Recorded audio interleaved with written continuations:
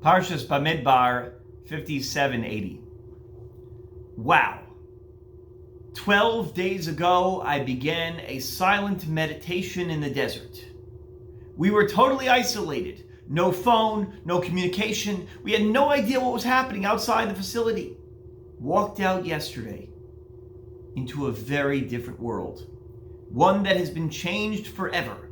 Mind-blowing, to say the least. These words were tweeted by actor Jared Leto on March 17th, 2020. The actor went on a special spiritual retreat to recharge his batteries. This is one of those kind of vacations afforded to the rich and the famous, the privileged type of vacation that may seem strange to us, average folk. We would never vacation in the desert. But to him, it seemed like the profound and the interesting and the uplifting thing to do. Little did he know that he would come back to a world that was totally upended by the coronavirus. But how appropriate and how convenient that not only did this happen during this time period, but that the place he chose to vacation was a desert. After all, the Jewish people also went to a desert once upon a time. We spent 40 years in the desert, in the Midbar. The Midbar that we're about to read about this Shabbos and for the next number of weeks throughout the Sefer Bamidbar. And the Midbar, according to Chazal, is a place in which we too found our souls, in which we found the Torah, in which we recharged our batteries. The Shulchan Aruch notes that this Shabbos, more often than not, occurs right before Shavuos. And it's not by chance that we begin to read about the Midbar, about the desert, immediately before Shavuos, because after all, Shavuos is the holiday that celebrates the Kabbalah HaTorah, the reception of the Torah, and in the Midbar, in the desert, is the place where God chose to gift us the Torah. Chazal wondered, why did God choose to give us the Torah, the most incredible and most important doctrine that humanity would ever have in their hands, in a place that was barren, in a place that was desolate, in a place where no human being could live, could sustain themselves? Why gift us the Torah there in the desert? And the Gemara has a fascinating answer. Gemara Nedarim says, Kim she'osa adam es atzmo kim midbar shu mufkar lakol. When a person makes himself like a desert is ownerless. It's mufkar. Nobody claims that they own the desert. Everybody wants to own fancy land in a big city, a big property, lush pastures, orchards. Nobody lays claim to owning a desert. When a Bnei Israel make themselves desolate, mufkar, ownerless, like a desert, that is when HaKadosh Baruch Hu gifts us with the Torah. The Gemara is reacting to an interesting line in the Pasuk in Parshas Chukas. In Chukas, we detail the journeys of the Jewish people throughout the 40 years of the desert. And we went from a place called Midbar to Matana. Midbar Matana, Matana Nachliel, from Nachliel to Bamot. And the Gemara says, why does it say Midbar to Matana? Because these aren't just names. We went from the desert to the Matana, to the gift of the Torah. That specifically the gift of the Torah comes in the desert, because if you're willing to make yourself like a desert, you will be rewarded with the gift of the Torah. What are Chazal trying to tell us? What is the lesson that they're trying to impart by saying that we have to become like a desert? I believe a desert is ownerless in the sense that nobody lays claim to it. And the Torah is unique because nobody has a right to lay claim to the Torah. Nobody has a right to suggest that they belong, that they have the keys, the authority to determine what Masorah is and what Torah looks like. They don't have the exclusive rights to Torah. Torah belongs to HaKadosh Baruch Hu. To the extent that we have a tradition, that tradition must take us back to HaKadosh Baruch Hu. There are many agendas, whether it's hashkafic, philosophic, or political, or whatever those agendas are. Often we impose those agendas upon the Torah. That is inappropriate. The Torah needs to be above our own particular gestalt, our own worldview. The Torah needs to be above that because it must never be owned by us. And I think there are a couple important lessons from this profound teaching from the Gemara Nedarim. If Torah is to be part of our lives, it must never become dependent upon the approval of other people. The social component of Judaism has its positive aspects, to be sure.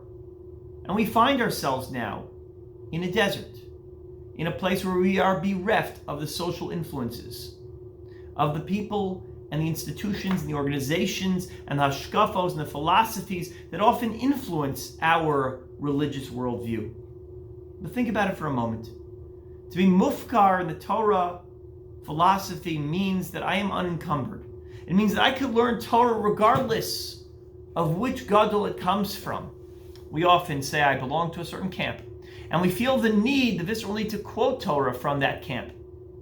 Often, if I find myself quoting, let's say the Lubavitcher Rebbe, so people say, well, that was great. I love Hasidus, I love Chabad, I love the Rebbe.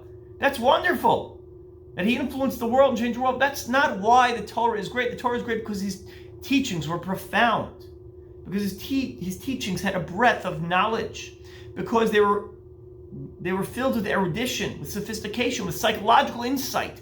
That's why the Rebbe's Torahs were worthy of being quoted.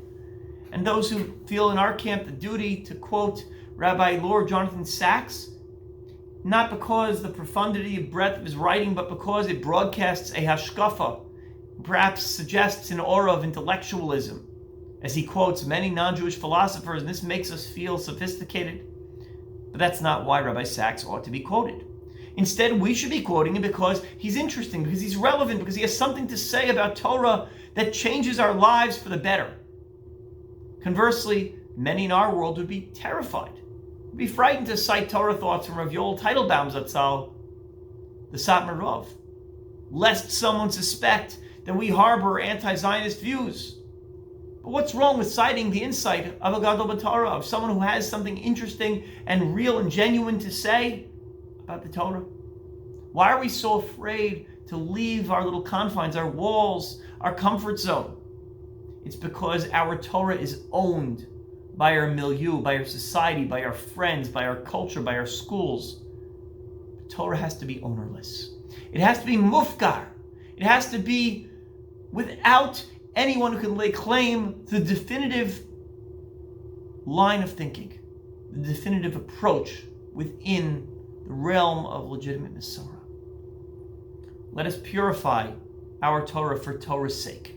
Let us embrace the desert for all it offers us, a refuge from the world that lays claim to the intellectual property of HaKadosh Baruch Hu, for no one has the right to claim that. But being ownerless is not just about our approach to Torah study. It also is the way we conduct ourselves, our midos, our character, our personal conduct. Think for a moment about the political positions, about the way we dress, about the way we speak.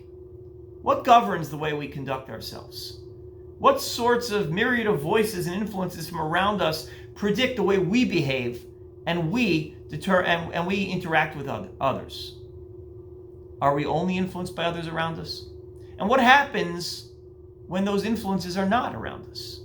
It's a well-known trope of our generation, of our time right now, that those who are in business meetings wear a tie and a jacket on top and nothing and pantless on the bottom, because they're able to engage in the business meeting and nobody has to know that they're sitting in their pajamas and not in the suit in their own place, in their own home. Because when no one else is there to dictate how we behave, do we still wear the suit? Do we still dress with the same sophistication? Do we still take ourselves as seriously as we did when other people are watching? And this question impacts what we do. Surely we would never go to shul in our pajamas, our active wear on a lazy Shabbos afternoon. But now, when no one's watching, when no one cares, are we as careful?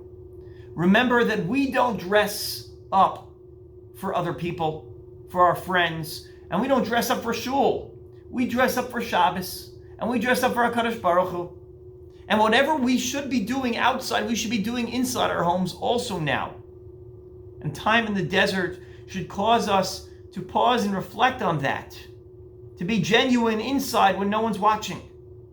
As we live now in a time of unprecedented financial difficulty, and people are hurting all over in many ways financially, we ought to be considering tzedakah. But this is not the tzedakah of 5 months ago when everybody's going to know we make a donation. They see it plastered on the wall, on the thermometer. This is the tzedakah that no one's going to notice. This is the tzedakah of the midbar, the tzedakah that only exists in the privacy of our home, but it determines what our true character is really about. And the time we carve out for Talmud Torah, it's not influenced by other people telling us to go to the shiur, our friends dragging us along.